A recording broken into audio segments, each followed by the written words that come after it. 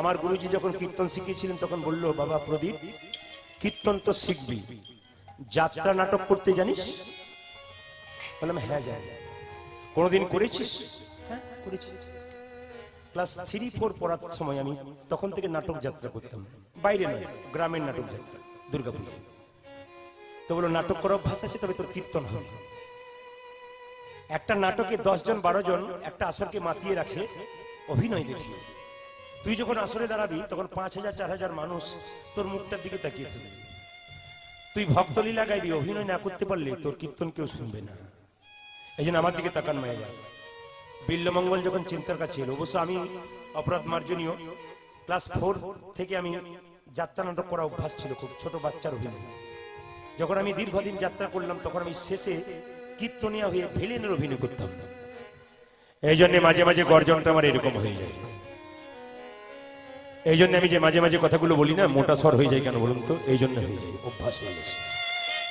আমার দিকে তাকিয়ে দেখি, চিন্তামণি বেরিয়ে এলো। ঠাকুর, এইদিকে দিয়ে, ঠাকুর,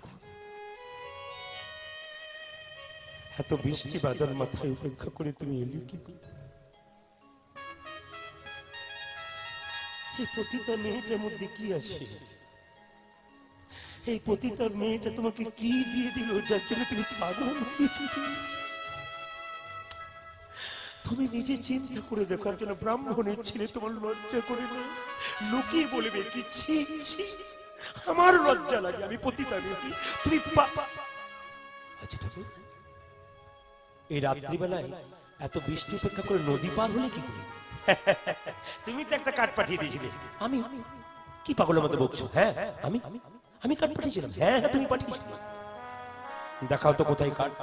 মায়েরা যখন চিন্তামণিকে টেনে ধরে নিয়ে গেল নদীর কূলে, দেখলো কালো কাঠ নয় মা, একটা মরা মানুষের শরীর ভাসছিল জলে। ওই মরা মানুষটাকে ধরে নদী পার হয়েছে কালো কাঠ ভেবে। বিল্লমঙ্গলের কথায় চিন্তামণি শিউরে উঠল, ঠাকুর, এই যে মরাকে ধরে তুমি বেঁচে এলে। আচ্ছা ঠাকুর, দরজাটা বন্ধ হয়েছিল, তুমি এলে কি করে? কেন গো? প্রাচীর, তুমি তো দড়ি দড়ি, আমি হ্যাঁ আমার জন্য দড়ি। দড়ি কোথায়?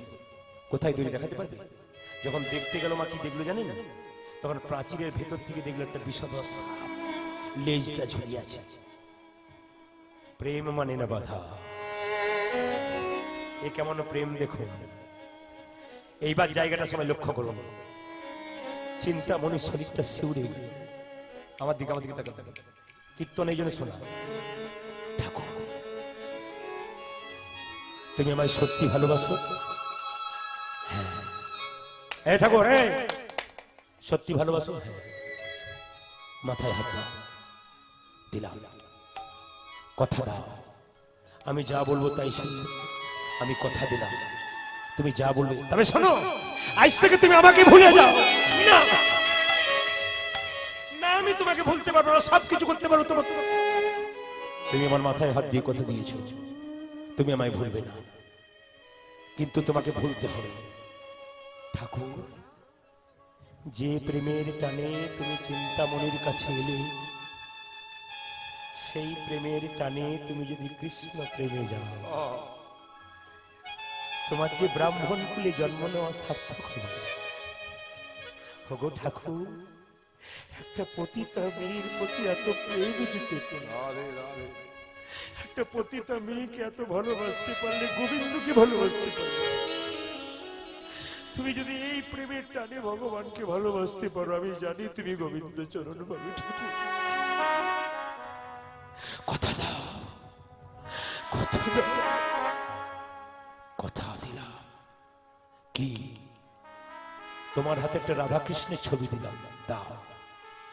পাপ শরীরে রাধাকৃষ্ণের ছবি দিলে দাও। এবার তুমি কৃষ্ণের ছবি নিয়ে বৃন্দাবনের পথে চলে যাও। তবে ঠাকুর, খুব সুন্দর ঠাকুর, কি যখন তুমি বৃন্দাবনে গিয়ে দাঁড়াবে না, রাধা গোবিন্দের চরণ পাবে, আমাকে সেদিন দেখো, আমি বাঁ দিকে বসে তোমার সঙ্গে কৃষ্ণ ভজন করব। ছোট্ট একটা ছবিকে নিয়ে বিল্লমঙ্গল বেরিয়ে যাচ্ছে বৃন্দাবনের। আর যেতে যেতে গাইছে, ওই আমি কোথায় গেলে পাবো দেখো। বাবা আপনারা আসরটার দিকে তাকিয়ে দেখুন তো, গোটা আসরে 5000 মানুষ বসে আছে। আসরটার দিকে তাকিয়ে দেখুন তো, কোনো মানুষের মুখে কথা আছে? আসর কেন স্থির হয়ে গেল? আপনারা দেখবেন ইউটিউবে যারা প্রচুর প্রোগ্রাম আমার দেখবে, মেদিনীপুরে বেশি প্রোগ্রাম নয়, সব জেলাতেই হয়, শুধুমাত্র মেদিনীপুর থেকে বেশি ইউটিউব হয়। তো অনেকে বলে আপনি মেদিনীপুরে বেশি করেন না, ওখান থেকে ইউটিউবগুলো বেশি। 10,000 থেকে 14,000 ভক্ত হয়। আপনারা অবাক হয়ে যাবেন, ধান বাড়িতে গান হচ্ছে ধান মাঠের মাঝে স্টেজ করে, ধানের ঝোপে প্রায় শত শত মানুষ বসে আছে, 14,000 লোক উঠানে বসে আছে, জায়গা পাচ্ছে না গাড়ি ঘোড়া রাখবার। আজকে আপনাদের বীরভূম নয়, আমারও বীরভূম। আমি এসে ধন্য হয়ে গেলাম আমার জীবন ভাইয়ের জন্য। তিনি আমাকে বহুদিন আগে থেকে বায়না করেছেন, 2 দিন চেয়েছিলেন, আমি দিতে পারিনি, একদিনই দিলাম। এই যে আপনারা যেমন স্থির হয়ে গেছেন, কৃষ্ণ প্রেম যখন ভেতরে ঢুকে যায় তখন মানুষ এরকম হয়। বিল্লমঙ্গল গাইছি, আমি কোথায় গেলে পাবো গো দেখো আমার ঘন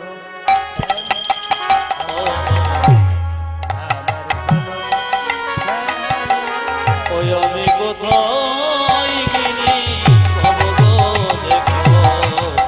আমায় কোনো স্বামী, আমায় কোনো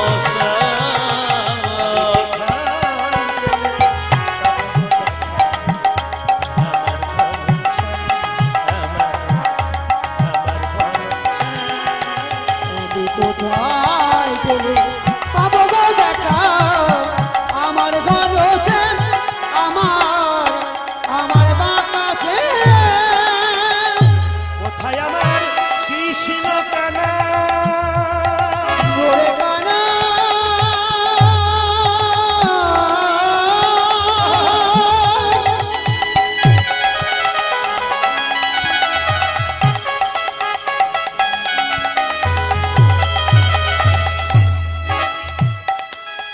ওরে আমার কানা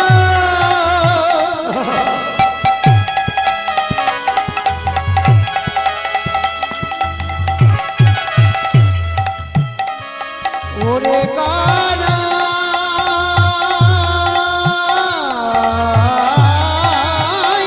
কোথায় আমার কৃষ্ণ কানা কোথায় আমার কৃষ্ণ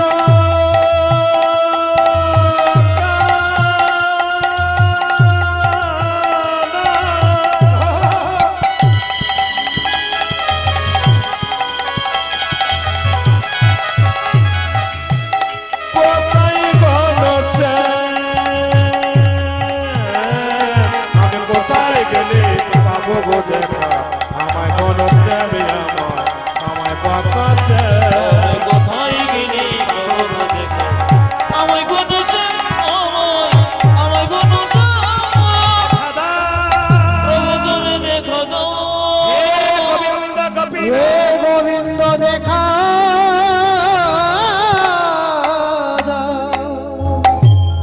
জোরে বলুন, রাধা রানী কি?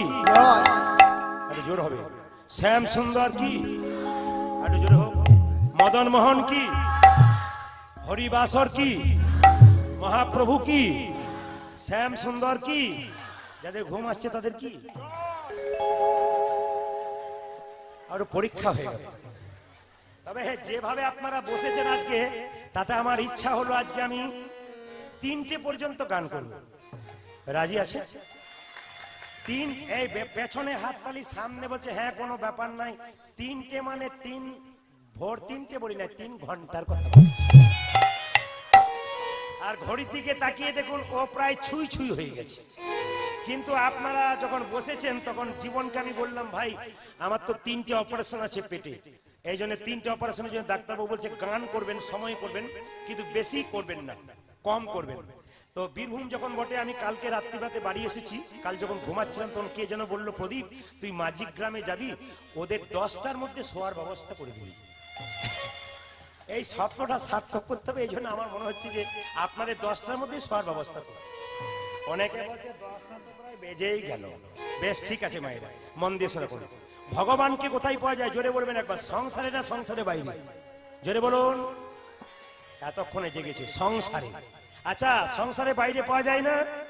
আমার দিকে তাকান, তত্ত্ব করে শোনা করুন। সংসার না সংসারে বাইরে? আচ্ছা, সংসার কে কে করেছেন হাত তুলবেন, ভেবে তুলবেন। সংসার কে কে করেছেন? কেউ সংসার করে না? সব ব্রহ্মচারী নাকি? अरे कोई नहीं संसार किया, सब सन्यास बन गया क्या? अरे हाथ तो उठाइए भाई। ও মায়েরা, আসলে সংসার আপনারা করেছেন, করেছেন। এদিকে তাকান, কৃষ্ণ ভজিবার তরে জীব, জোরে বলুন। সংসারে আইনু, তাহলে সংসার আপনি করেছেন না সংসার ছিল? তাহলে আপনি সংসার কি করে করলেন? কৃষ্ণ ভজিবার তরে জীব সংসার আইনু, সংসার ছিল না সংসার করেছেন। এই জন্যই তো তত্ত্ব বলেছে যে সংসার সুখের হয় পুরুষের গুণে। দাদারা মনে মনে ভাবছে এতদিন পরে আপনি আমাদের হয়ে বললেন, কেউ বলে না, কেউ বলে না কোনোদিন, আপনি বলে দিলেন। আর মায়েরা সব বলছে না পুরুষের অমনিক গুণে। কি জোর দিচ্ছে এখন মুখ্যমন্ত্রী সব মায়েদের দলে, এই জন্য জোরটা বেশি।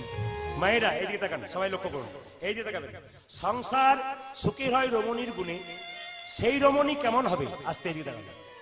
এই রমণী কেমন হবে? স্বামী কাজে যাচ্ছে আর তার সোনার কানে দুটো আনতে বললাম, কি হলো?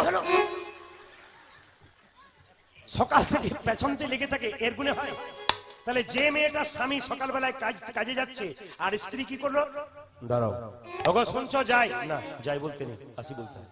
গলায় কাপড় দিয়ে তুলসী তলা থেকে কাঁচা মাটিটা এনে স্বামীর কপালে দিয়ে বললো, যাই বলতে নেই গো, আসি বলতে হয়। দুগ্গা দুগ্গা।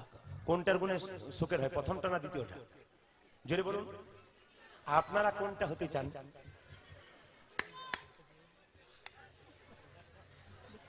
এরা বলছে না, দাদারা তো জানে যে কোনটা বটে, ওই জন্য বলছে না। যদি বলে ফেলে তাহলে ঘরে গিয়ে বলবে তুমি যে ভুল বলে ফেললে।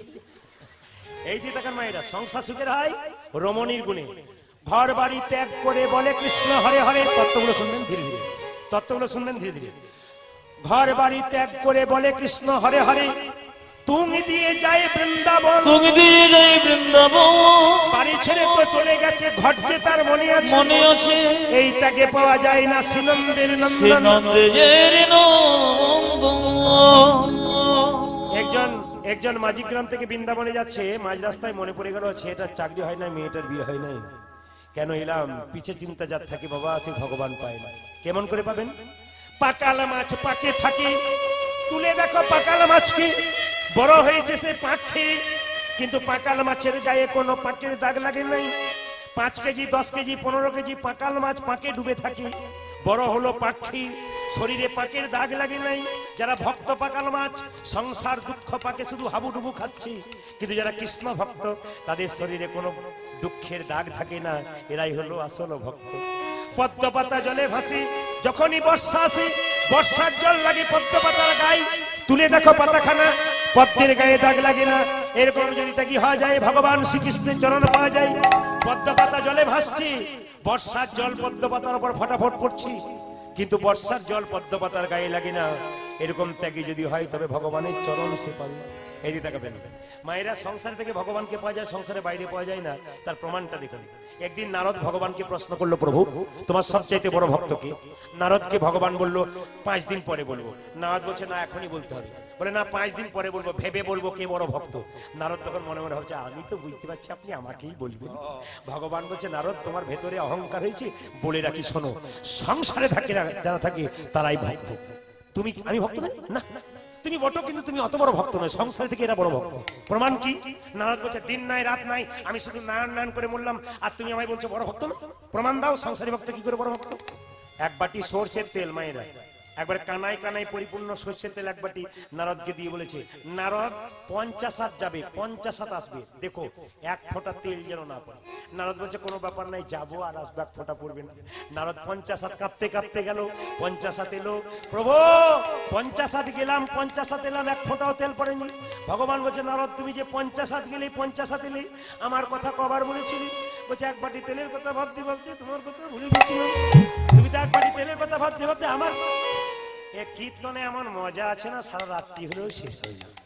কিন্তু কি করবেন, আমি যদি 3 ঘন্টার বেশি শুরু করে দিই তাহলে 2 পালার দাম 1 পালা জীবনের কাছে, 1 পালা আপনাদের কাছে। এ যদি ভেবে নিন তাহলে আমি দেবো। এই যে তাকান মায়েরা, সংসারে থেকে ভগবানকে পাওয়া যায় প্রমাণ কি দেখুন। রামকৃষ্ণ দেব বললেন, মায়েদের ভগবান ভজনা চিড়িয়াউলির চিড়ে ভানার মতো। এই যে তাকান, মায়েদের ভগবান চিড়িয়াউলির চিড়ে ভানার মতো। কিরকম? ঢেকি আছে তোমার বাড়িতে? জোরে বলুন। আগে ছিল, আগে ছিল, এখন নেই। আচ্ছা ঢেকি দেখেছেন তো? আচ্ছা যে পা দেয় তার টেনশন বেশি না যে গর্ততে হাত দেয় তার টেনশন বেশি? এ মায়েরা মনে মনে ভাবছে কমন কোশ্চেন চলে এসছে আমাদের। এই দিয়ে দেখেন, কি পা দেয় না হাত দেয়? যে হাত দেয় তার টেনশন বেশি, আর যে পা দেয় যদি ঝগড়া থাকে মনে মনে কি বলে তোর যে হবে, ও দেখবেন আরো জোরে জোরে দেয় যাতে ওর হাতটা যায়। মায়েদের ভগবান ভজনা কিরকম? এই দিয়ে দেখাবেন, চিড়িয়াউলির চিড়ে ভানার মতো। বাচ্চাকে কোলে করে স্তনপান করাই, একদিকে খরিদ্দার এসে বলে দিদি 5 টাকা চিড়ে দাও, তোমার কালকের 5 আজকের 5 হলো তোমার 10। একদিকে খরিদ্দারের সঙ্গে কথা বলে, একদিকে বাচ্চাকে স্তনপান করাই, একদিকে হাতটা তালে তালে রাখে। আপনারা কি করবেন? ছেলেকে দেখবেন, মেয়েকে দেখবেন, স্বামীকে দেখবেন, কিন্তু মনে রাখবেন গোবিন্দ চরণে, তবে কিন্তু আপনার গোবিন্দ ভজন হবে। তাই প্রেম সে হাততালি দিয়ে রামকৃষ্ণ দেবের গান সবাই মিলে, হাতে করো কাম আর মুখে বলো হরি, মানব জনম তোমার যাইবে। তুমি হাতে করো কাম আর মুখে বলো হরি, মানব জনম তোমার যাইবে গো তরি। হাতে করো কাম আর মুখে বলো হরি, মানব জনম তোমার যাইবে গো তরি। ও যে হাতে করো কাম আর মুখে বলো হরি, মানব জনম তোমার যাইবে গো তরি। এই জন্য বড় বড় পণ্ডিতদের জায়গায় আমরা গান করতে যাই, বৈষ্ণবের জায়গায় বড় বড় আশ্রমে যাই। তো আশ্রমে বাবাজি আসতে, আশ্রমে বাবাজিরা আমাদের খুব সুন্দর শিক্ষা দেয়, বলে হরিনাম শোনো গিয়ে বৈষ্ণবের ঠাঁই। সাধুর পাশে বসলে, ভক্তের পাশে বসলে, কীর্তন শুনলে দুটো লাভ হয়। কি লাভ হয় মা? আমার দিকে তাকান। দুটো লাভ কি? আপনি কোনদিন হাত তোলেন নাই, কিন্তু সাধুর পাশে বসে কীর্তন শুনলে সে যখন হাত তুলবে আপনিও লজ্জায় তুলবেন, আর তুলতে তুলতে যখন আবার তোলা শিখে যাবেন আর আপনি নামাতে পারবেন। আর কি মা, সাধুর পাশে বসে আপনাকে সেবা করতে হয়। কেন বলুন তো? আপনি যখন প্রসাদ পাবেন না, তখন প্রসাদ যেখানে পাবেন, বৈষ্ণবের পাশে বসে সেবা পাবেন। দেখবেন বৈষ্ণব কি করে, যে কোনো সেবা নেবার আগে শ্রী মধুসূদনায় নম বলে কপালে ঠেকায়। তারপর আপনাদের একটা কথা বলি, পরশু তারিখে যেখানে গাইছিলাম, খুব পাড়াগ্রামের মেয়ে একবারে, তো পাড়াগ্রামের মেয়েরা বসে আছে, ওরা জল নিচে বোতলে করে, তো এই কীর্তন শুনতে শুনতে জলটা যখন পান করবে তখন প্রণাম করে পান করছে। ওদেরকে জিজ্ঞেস করলাম কোথায় শিখলে? আপনাদের কাছ থেকে তো শিখেছি, আর সাধুগুরু বৈষ্ণবের কাছে শিখেছি যে কিছু খেলে কপালে, আপনারা কাল থেকে যা খাবেন একটু কপালে ঠেকিয়ে খাবেন। তাহলে মাংস খেলে কপালে ঠেকাবেন না, ওইটা বাদ দিয়ে আর কি, মানে অন্য জিনিস খেলে। যখন নিরামিষ খাবেন, যখন নিরামিষ খাবেন তখন আপনারা দেবেন মায়েরা। এই যে দেখবেন বড় মজার জিনিস মায়েরা, যে জায়গাতে ছিলাম আমি, এইদিকে যখন আপনি হাতে কারো কাম আর মুখে করবেন নাম, এইদিকে হাতে করো কাম আর মুখে বলো হরি, মানব জনম তোমার যাইবে। তুমি হাতে করো কাম আর মুখে বলো হরি, মানব জনম তোমার যাইবে গো তরি। মানব জনমে তোমার যাইবে গো তরি। আজ হাতে করো কাম আর মুখে বলো হরি, মানব জনম তোমার যাইবে গো তরি।